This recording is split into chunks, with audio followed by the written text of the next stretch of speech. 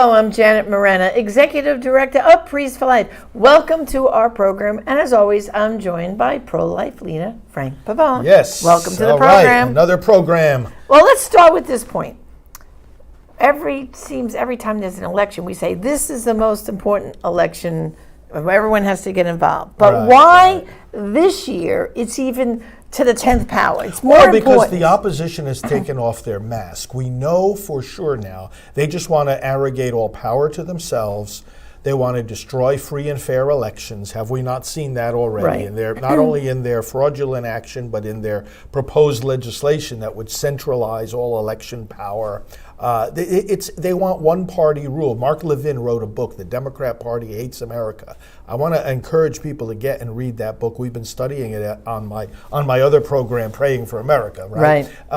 We've been studying it in detail, and when we say this is the most important election ever, some are actually saying, because if we don't win this election, it could be the last election. And people hear that and say, what what kind of nonsense is that? Well, because what kind of extremism is that? But no, they're serious. Yeah, because they're trying to turn our country into a very socialist, almost communist country. Communist, yes. And the kind of shenanigans that are going on in our country right now, if you look at some of the countries like in South America when they had revolts and things that happened, this is kind of like what's happening in America now. Suppress free speech. That's right.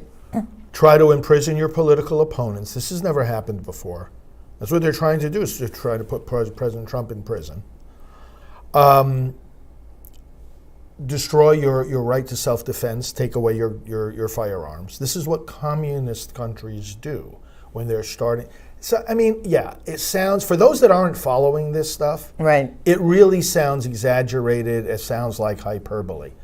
I assure you it's not. Watch our evening programs, right? We go into it in detail. So that's why, and plus, even if you look at it just from the primary issue that we deal with, abortion, the other side is saying they're not apologizing anymore. They remember Clinton used to say safe, legal, rare. But rare. They were signaling, hey, look, we know this is not a good thing. And but now, it's a fundamental right. Yeah, it's a fundamental right for women to kill a baby till birth. That's, they finally, like you said, took the mask off, and here's the facts. And that's why, this is such an important election, the most ever, because I always look at it this way. Our country is divided like it was right before the Civil War. Yes, that's right. Same on thing. Principles just as foundational and important. Yes, because back then, they were saying a black person was not a human being, just like now they're saying the unborn child doesn't count. It's the same rhetoric, the same logic. Yeah. And so back then, our country was very divided. Those who wanted to hold on to keeping them slaves,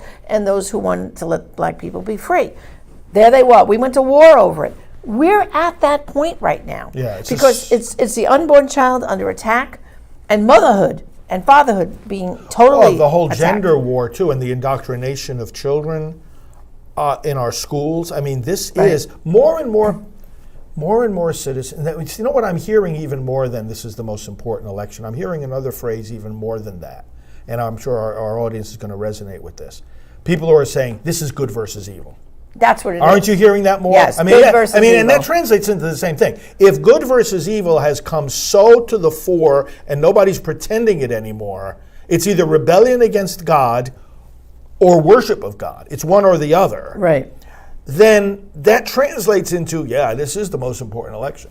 Right. And so, because, as always, for us, every election is important because we want to put in as many pro-life candidates as possible. People have to realize it's not just the presidency, which is so important, but it's the entire House. You got to vote down the whole ticket. Down the whole ticket. The entire House of Representatives is up for re-election, and a third of the Senate. So you have to realize, if we want to get the job done, if we want to keep the country, stop it going in the wrong direction and get it back on the right course, we've got to have all three. You got to have the trifecta.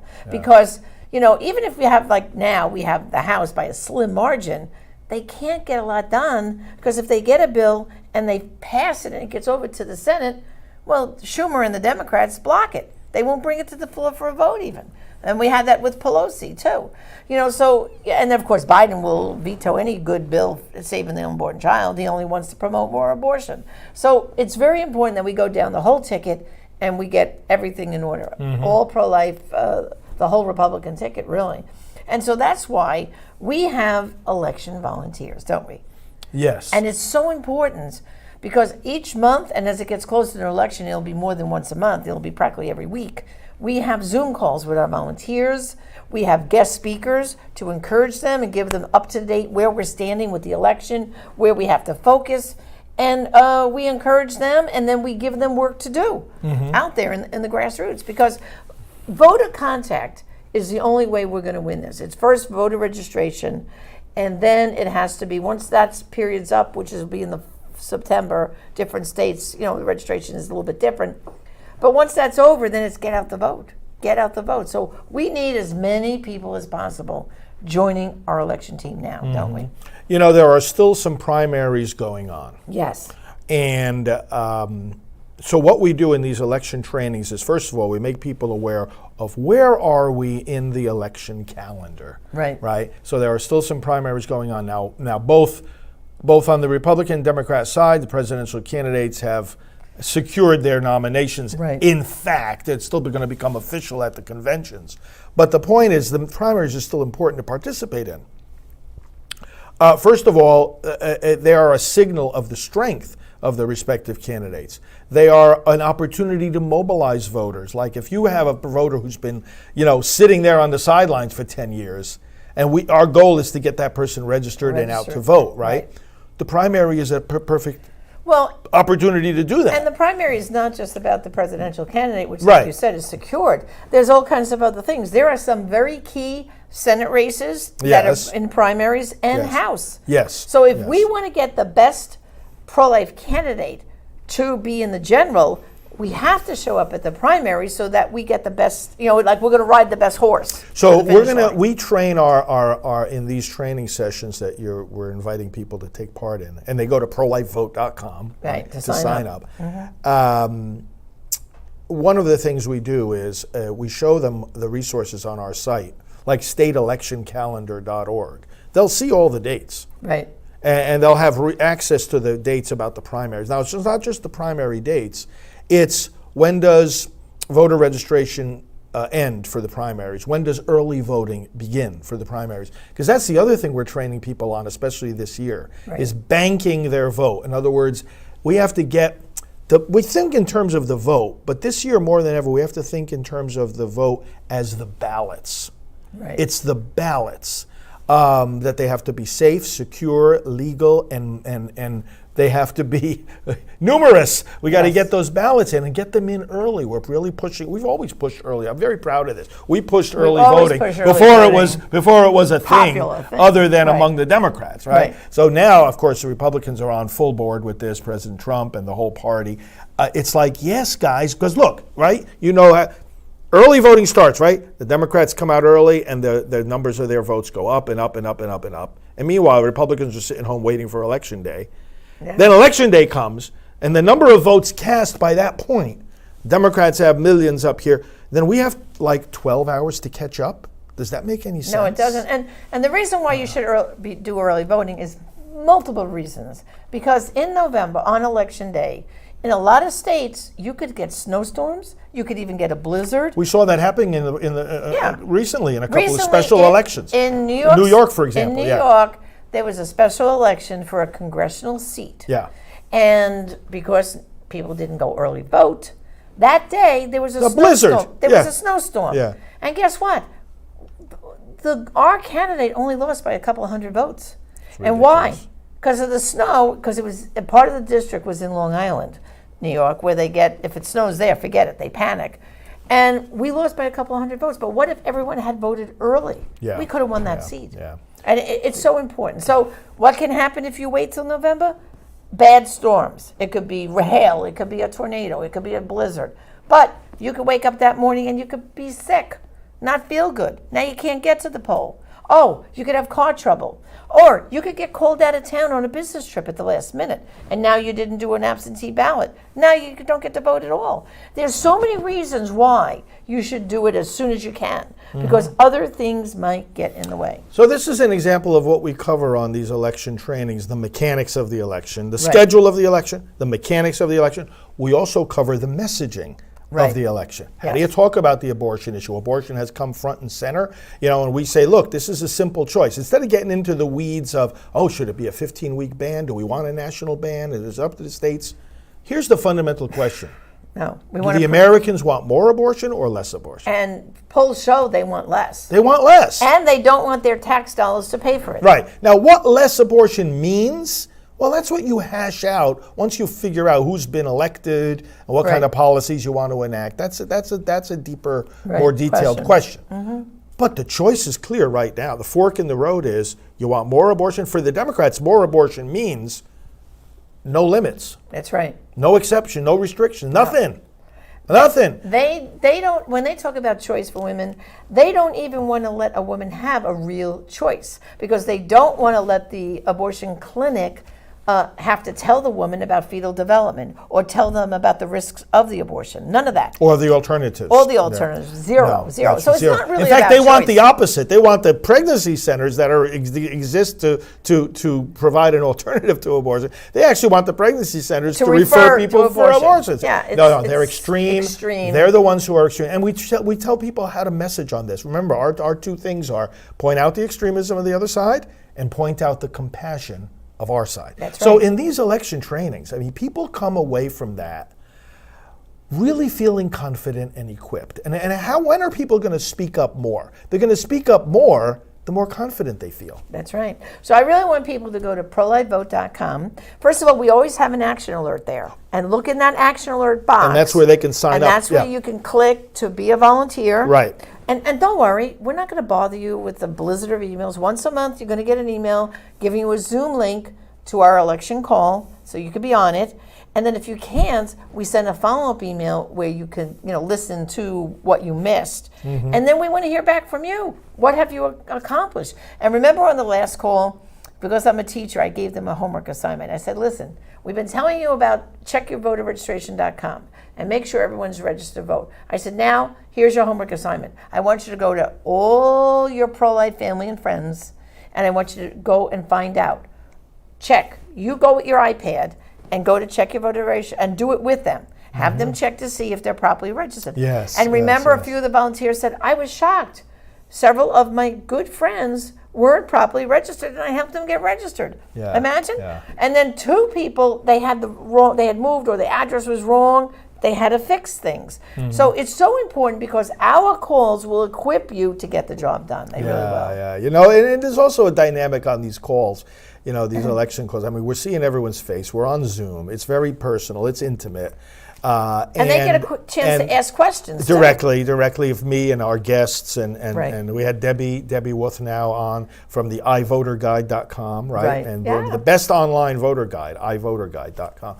So we have all these experts come in, but it's also an opportunity. We're there for an hour together on an evening.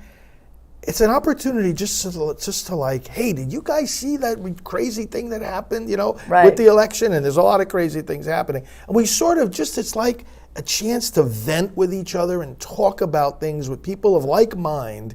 And everybody gets insights from one another. It's not just the speakers that are giving information. People are getting encouraged. Oh yeah, isn't that crazy? And you got to be able, especially in this climate today, it's so divided. We might have people in our own place of work or in our own family or in our own church who are on the opposite end of the spectrum. And it's great to be together with a bunch of people where you're exactly on the same page. Right. And you're able to just talk with each other. Exactly. So, I hope everybody really goes to prolifevote.com. Yes, come on. Joins our team. Be part of the excitement, too, because you never know in the months ahead what big personalities we might be having on those calls. You never know. You never know. That's right. So anyway. And also we're going to be watching closely and praying hard about the vice presidential pick. Yes. This is a decision that's being hammered out in these very days. Right? It's a relatively private process. Right. But it's important for us to pray for wisdom for all those that are engaged in that process. Because the pick of a vice presidential running mate is a very influential, consequential decision. Well, also, too, especially if they're coming from a key state that we have to win. That's one of the factors. Yeah. That's one of the factors. And there's, other things, too. It's got to be a very strong... You think about all the attacks that President Trump is under, right? Imagine how ferocious the attacks are going to be on his VP candidate. Of course. They're going to try to bring nothing they try to do to him works to bring him down in the polls. He's going up in the polls. But so they'll say, okay, now we got someone who's probably not as strong as he is. I don't know if anybody is as strong as he is, but they'll go after the vice presidential person, whoever that is, to try to make them, stumble in some way to bring down the ticket. So that's going to have to be a very strong person. All I have to say is, to me, the choice is crystal clear. Do we want a country as our founding fathers gave us, or do we want to see that all go away? That's the choice we're at. That's the choice. Stark as that. Stark as that, because it's, for us, the number one issue is abortion. That's the number one. But the stuff that could be at stake are basically freedom of speech, the freedom to own a gun. So many states, like here in Florida, we're allowed to have a gun safely. I mean, it's just religious freedom. Freedom of religion, yeah. All these pastors and priests and everyone else that want to stay silent, listen, they're coming for you too. Yeah. They want to silence. They're going to take away your tax exempt status. You're so worried about, let me not preach because of my tax. Trust me, they're going to come after you and everything is going to fall. Yeah. That's how bad it is. So everyone, we need you. We really do. So that's ironic what you just said. The concern about the tax exempt status, the concern about losing the tax exempt status has been a reason that pastors have been silent. Right. Now it has to be a reason that they speak. Exactly. Because the other side wants to take all that away. They do. All right. Well, so ProLifeVote.com. People should sign up. Come on board. We'll talk to you constantly on those calls. It'll be great. Thanks for joining us. All right. Well, brothers and sisters, you got the charge of what we need you to do. Go to ProLifeVote.com. I want to see you all on our May election volunteer meeting, and I want you to be able to tell me if you come on that, I saw your program, Janet, and that's why I signed up. So go to ProLifeVote.com. Your homework assignment from the teacher is join our election volunteers, because remember, brothers and sisters, there are some abortions only you're going to be able to stop, and therefore some lives only you can save. Join us again next time. Thank you. God bless. Hello, I'm Dr. Alveda King, board member of Priest for Life. More money is being spent in America to kill babies in the womb than to save them. Together, we need to change that, and today I want to invite you to support our work at Priest for Life. Why ours rather than other groups? Because we have a unique team that helps lead in every arena of the fight against abortion, and we activate the churches where you find people who are most likely to get involved in that fight. To awaken a pastor about abortion is to awaken thousands of people he serves. We do not receive church funding or government grants. We rely on you for individual donations. We have a very high evaluation among charities and top security on our donation site, prolifegift.org. You can go there for a one-time gift or to become a monthly donor, or you can call us at 321-500-1000.